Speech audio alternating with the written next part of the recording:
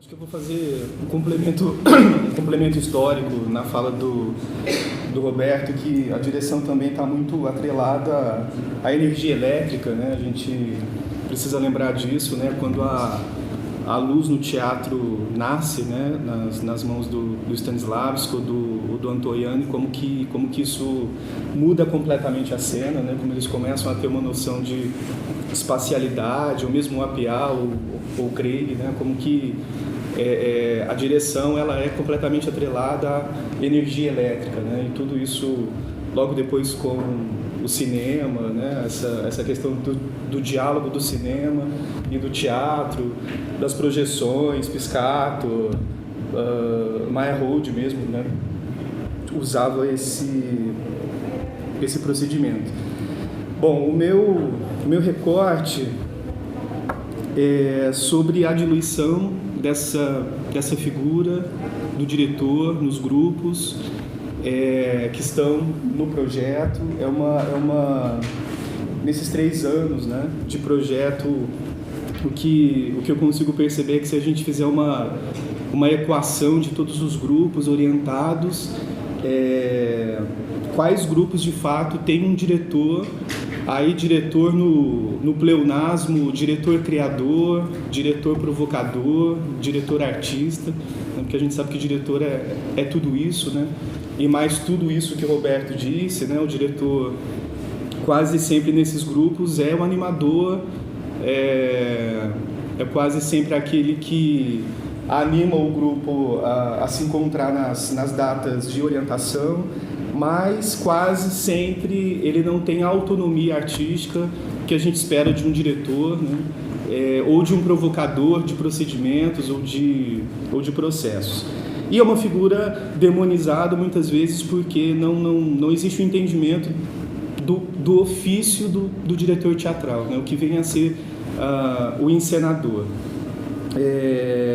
Óbvio que o papel do artista pressupõe conhecimento que vai além do procedimento e da técnica teatral, né? A gente quase sempre é um pouco filósofo, antropólogo, psicólogo, né? Porque a gente está falando, né? O teatro lida com o humano, né? Então,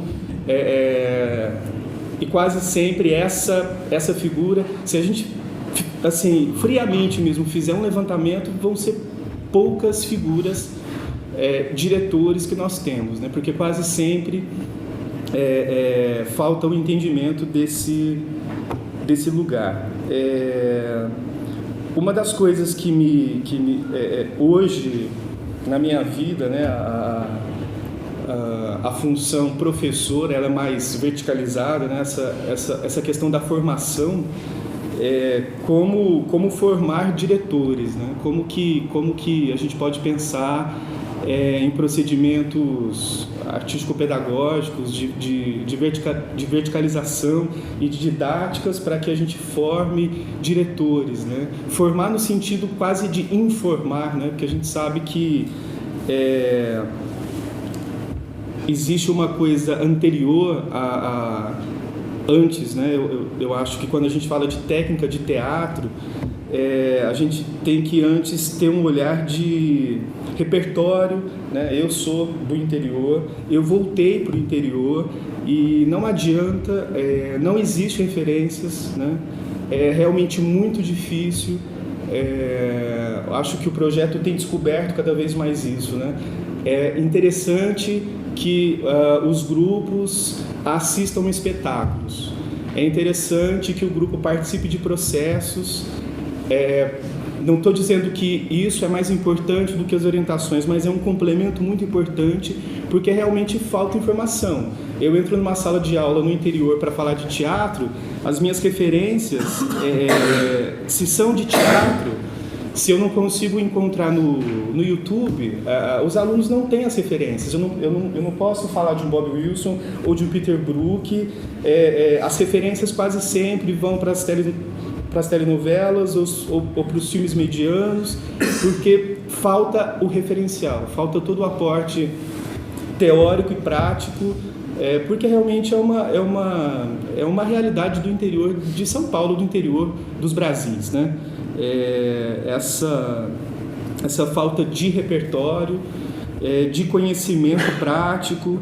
Então, como é importante, sim, o trabalho, por exemplo, que o ano passado a curadoria teve, de abrir o processo do Sérgio na montagem dele, para que os artistas orientandos assistissem o processo. Isso é muito importante.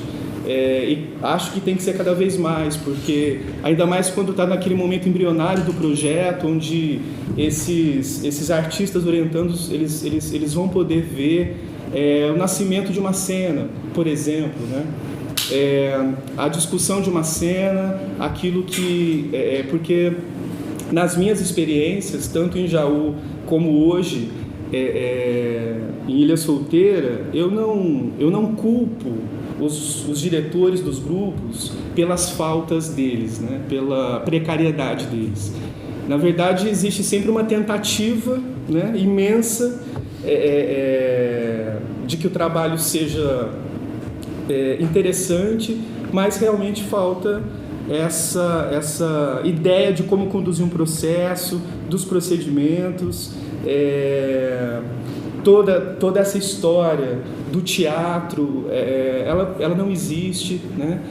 Pensando que um coletivo é feito de indivíduos, né? Alguns, claro, vão buscar o conhecimento. Eu acho que todo mundo que está nessa sala são esses indivíduos, né? Que quiseram buscar esse conhecimento, que quiseram aprofundar na sua área.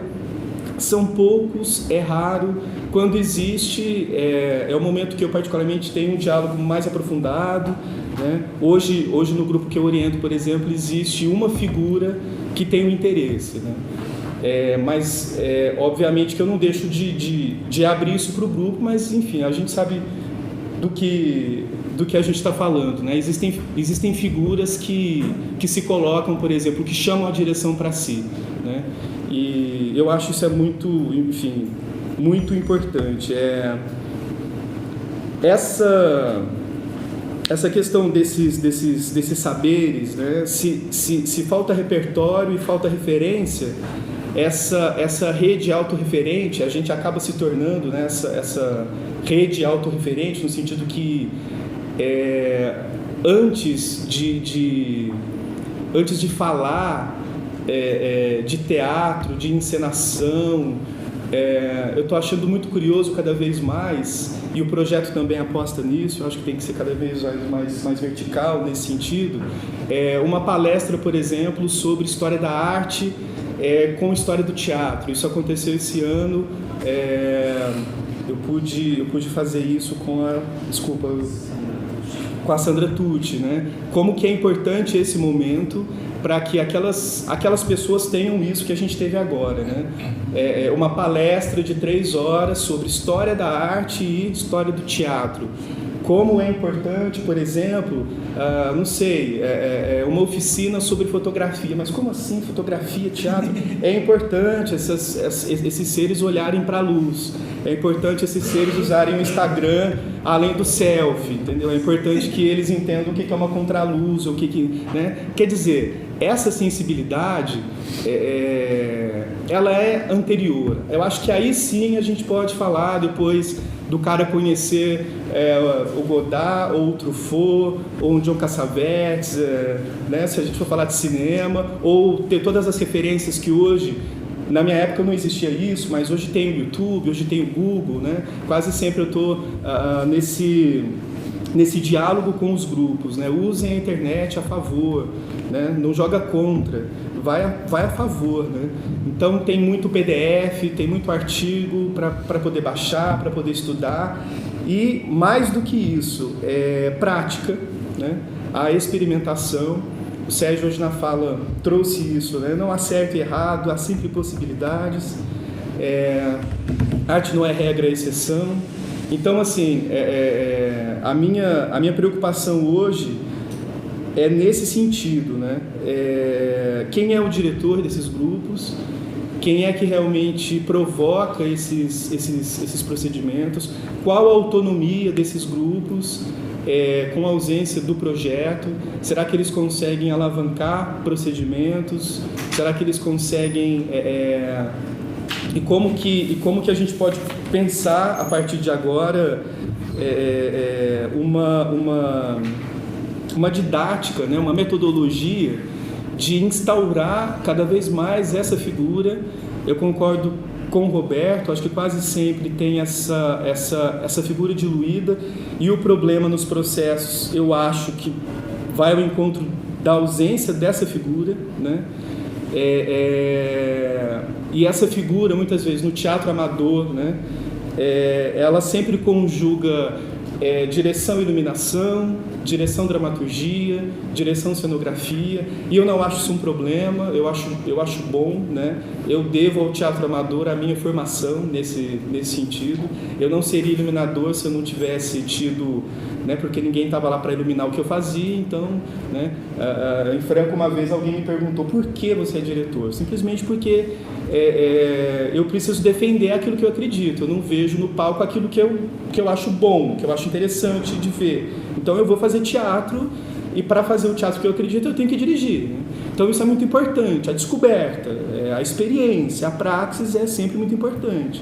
A experimentação, sem a valorização no sentido de que dá certo ou dá errado, né? Toda experiência é experiência. É